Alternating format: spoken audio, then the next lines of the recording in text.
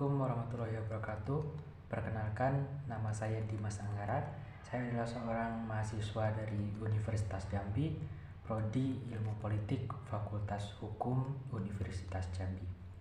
Baiklah, di sini saya akan menjawab soal-soal dari UAS mata kuliah Pemikiran Partai Politik. Pertanyaan pertama adalah jelaskan apa yang dimaksud dengan pemikiran politik dan jelaskan pula referensi pemikiran politik dipelajari sebagai ilmu pengetahuan.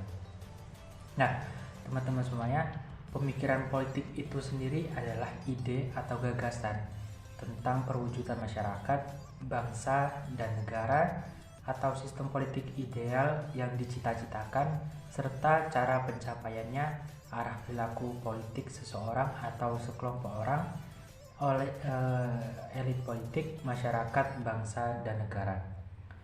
Ide atau gagasan tentang masyarakat adalah bangsa dan negara ideal yang tidak hanya dalam bidang politik saja, melainkan meliputi hampir seluruh kehidupan manusia, digunakan untuk menjalankan suatu tindakan politik dalam pencapaian tujuan politik itu sendiri.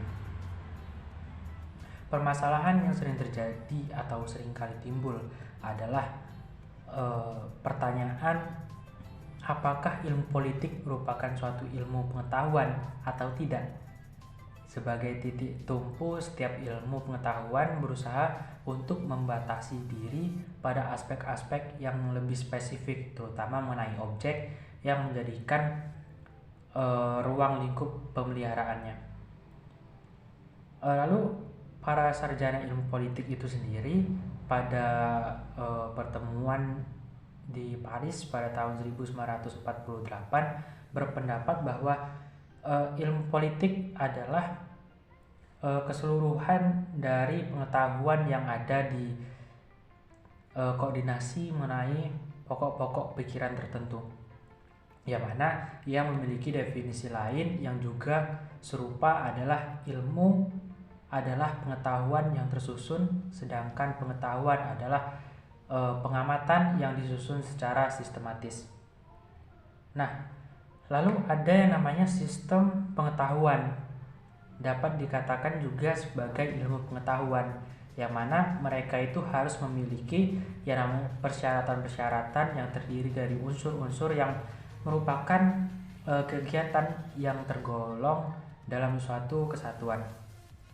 Secara garis besar, perkembangan ilmu politik itu sendiri dapat dibagi menjadi dua, yaitu politik sebagai suatu kemahiran dan politik sebagai ilmu. Politik sebagai kemahiran di sini berarti kemampuan seseorang atau sekelompok orang dalam berpolitik, sedangkan sebagai ilmu itu mereka mempelajari negara, baik itu melalui pemerintahan atau gejala-gejala politik dalam kehidupan masyarakat sebagai objeknya. Nah, ilmu politik sebagai ilmu pengetahuan juga merupakan ilmu yang mempelajari gejala-gejala politik dalam kehidupan masyarakat dan tergolong dalam ilmu sosial itu sendiri. Lalu yang kedua adalah soal kedua, jelaskan latar belakang timbulnya pemikiran politik Indonesia dan jelaskan pula hubungan pemikiran politik dengan kekuatan atau kekuasaan politik.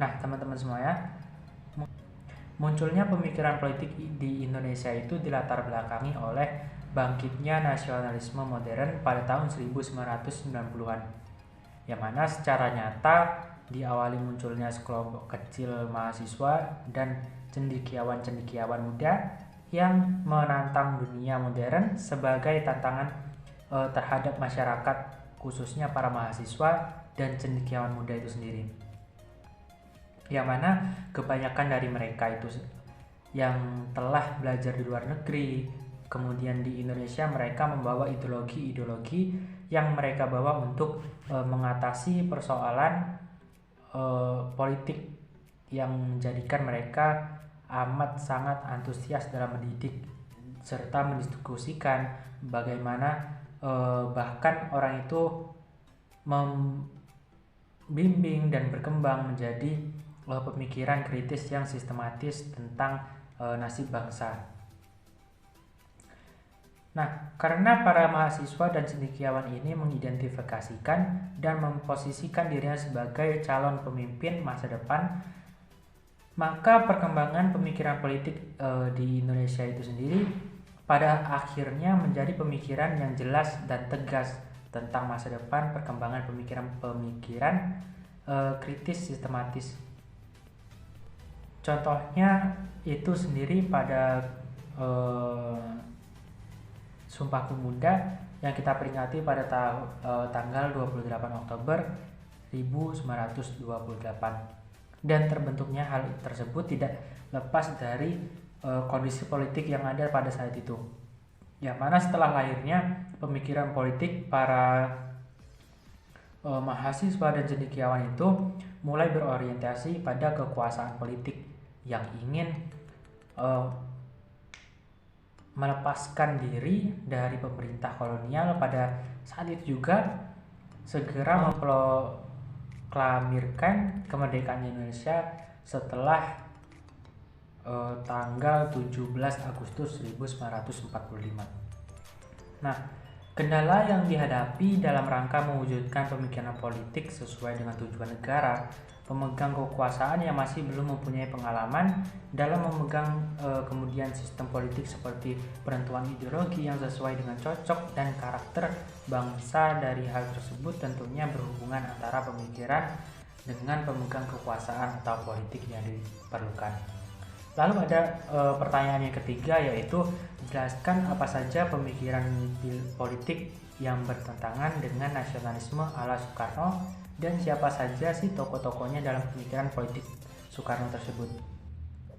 Nah, yang paling berpengaruh dalam kehidupan politik di Indonesia adalah munculnya konsep pemikiran politik tentang nasakom, asas dan gotong royong, yang mana asas gotong royong atau nasionalisme agama dan komunisme adalah konsep politik yang dicetuskan oleh Soekarno dan merupakan ciri khas dari demokrasi.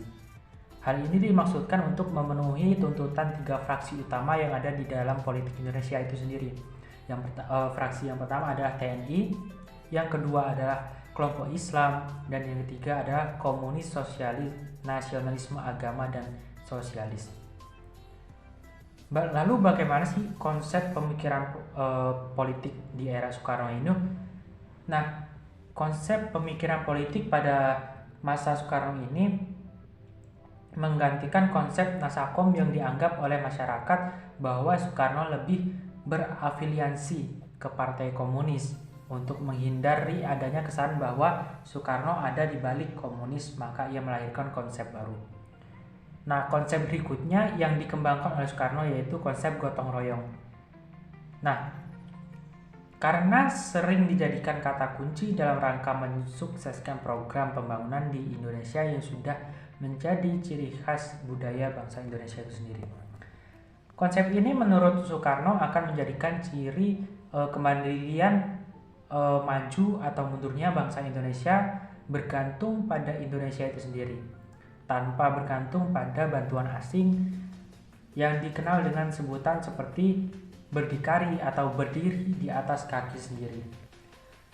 Hal ini sebagaimana dijelaskan oleh Bernhard pada tahun 1987, Soekarno menjelaskan tidak ada tempat bagi kepercayaan bahwa pihak penguasa akan memberikan kepada mereka ruang gerak untuk mengembangkan kekuatan mereka sendiri. Yang artinya Soekarno tidak ingin memberikan kesempatan kepada bangsanya sendiri untuk bergantung kepada negara bangsa lain. Jati diri bangsa serta maju mundurnya bangsa itu dalam pandangan Soekarno adalah dengan berdiri di atas kakinya sendiri. Nah, lalu ada pertanyaan yang keempat, yaitu sebutkan dan jelaskan aliran politik di Indonesia menurut Herbert Fate dan Landscape Aliran Politik di Indonesia. Nah, menurut Herbert Fate dan Landscape aliran politik di Indonesia itu mempunyai beberapa aliran. Yang pertama adalah aliran komunisme. Aliran komunisme yang mengambil konsep langsung maupun tidak langsung dari Barat, walaupun mereka seringkali menggunakan ideologi politik dan mendapat dukungan kuat dari kalangan abangan tradisional. Ternyata komunisme ini mengambil bentuk utama sebagai kekuatan politik dalam Partai Komunis di Indonesia. Paham komunis yang dicetuskan melalui pemikiran Karl Marx memandang bahwa hakikat kebebasan dan hak individu itu tidak ada dalam komunisme. Dalam memandang hakikat hubungan negara dan agama meletakkan pada suatu filosofis yaitu materialisme dialektis dan materialisme historis hakikat, yang mana kenyataan tertinggi menurut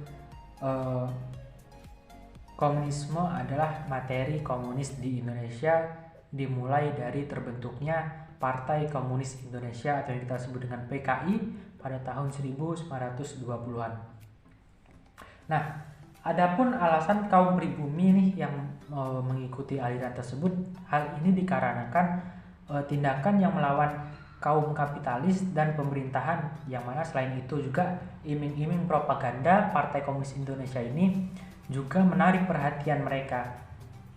Nah, gerakan komunis di Indonesia itu sendiri diawali di kota Surabaya, yakni di dalam diskusi Intan para pekerja buruh kereta api Surabaya yang dikenal dengan nama VSTP.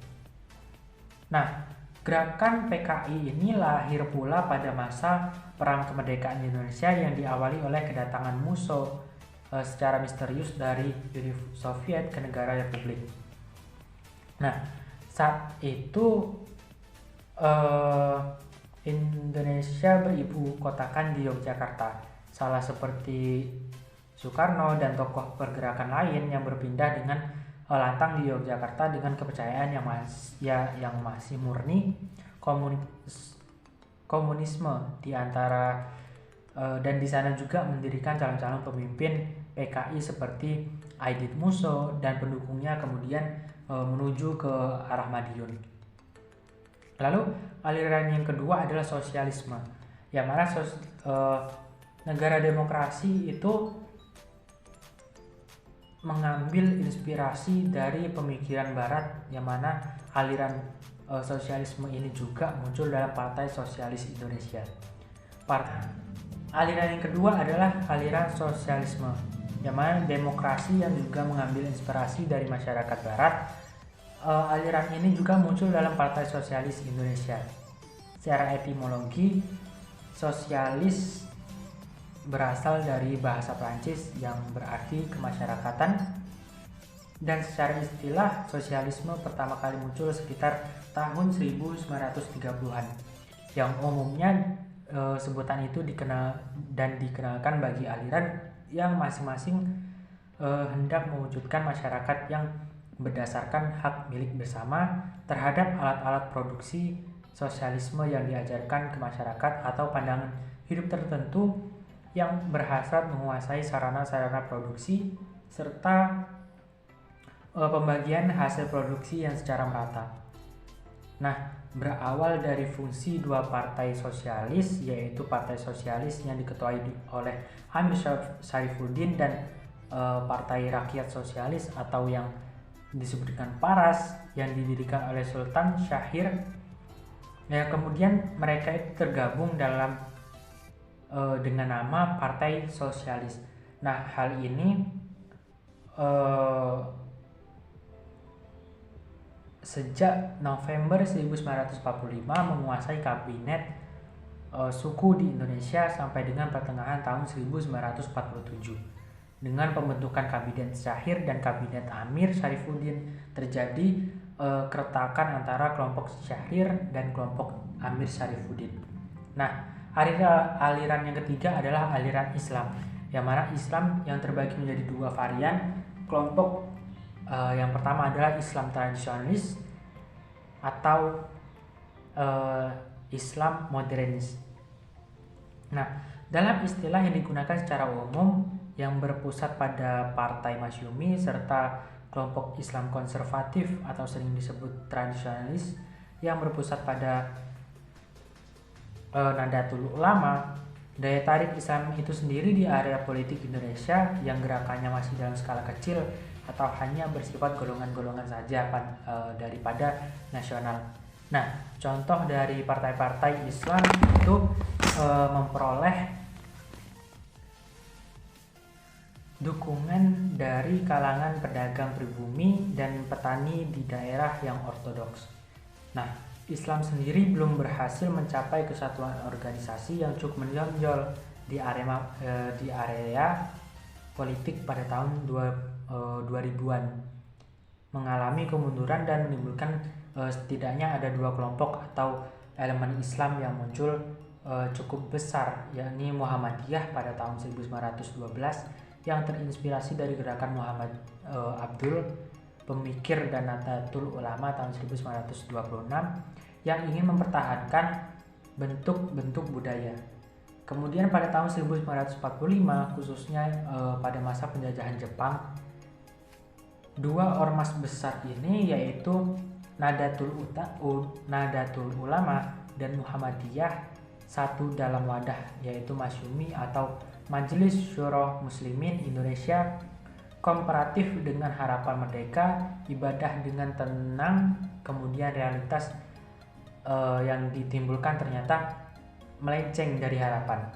Nah, setelah proklamasi Republik Indonesia menyatakan negara lebih memilih Pancasila sebagai ideologi, dan kenyataan ini dirasa menciderai beberapa pihak atau individu.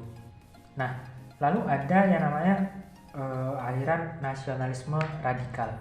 Nah, nasionalisme radikal ini adalah aliran yang muncul sebagai respon terhadap kolonialisme yang berpusat pada Partai Nasional Indonesia atau PNI.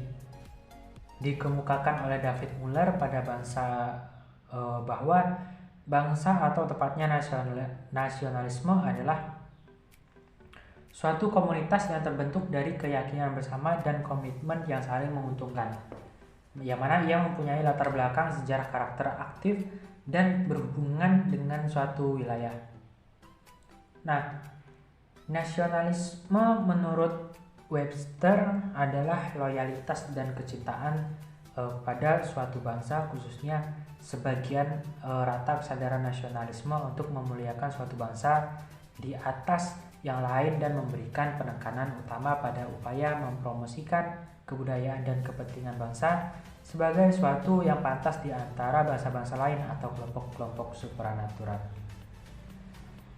Lalu ada aliran tradisional Jawa, yang mana tradisional Jawa ini mereka menganut tradisi Jawa, yang mana kemunculan aliran ini agak kontroversial karena aliran ini tidak muncul sebagai kekuatan politik formal yang konkret, melainkan mereka itu sangat mempengaruhi cara pandang aktor-aktor politik dalam partai politik Indonesia itu sendiri.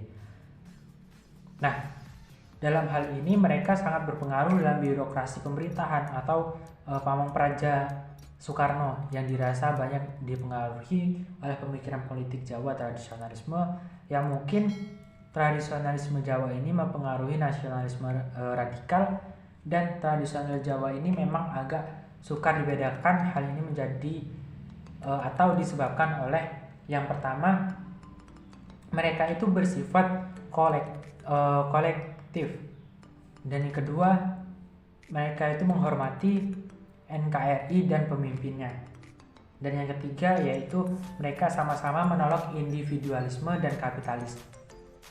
Nah, kebudayaan di Indonesia itu pada dasarnya bersumber dari tingkah laku, pola, dan interaksi yang majemuk.